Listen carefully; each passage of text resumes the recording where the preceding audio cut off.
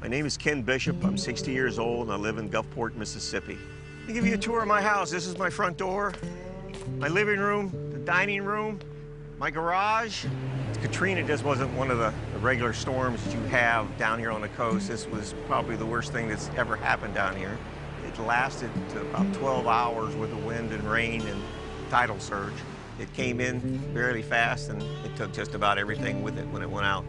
I knew it was going to be bad, but when it took me an hour to climb the debris field to get to where the house was, and it was tough seeing it the first time, like, wow, it is really gone. There's nothing there. Gulfport's a special place for my wife and I because we both enjoy sailing and we love being around the water. I have a 26-foot Hunter.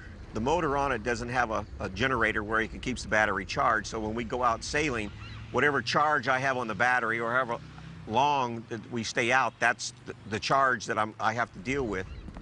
Before I bought the Optima, we had a battery they used for backup power for telephone systems. And the battery was so heavy, it would actually push the stern of the boat into the water. With an Optima, the way it's made, it could fall over. It will work when it's laying on its side. Buying the Optima was my wife.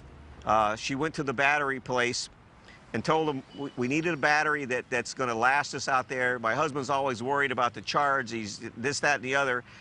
And the guy says, well, you need to get an Optima. And she came home with it. And it's funny, at the same time, I had been reading about Optima, the AGM batteries, and everything else. When it comes to battery performance, I really don't care about the numbers. As long as the battery does what I need it to do when I'm sailing, when I'm out there at night, I can hook up my chart plotter to know where I'm at.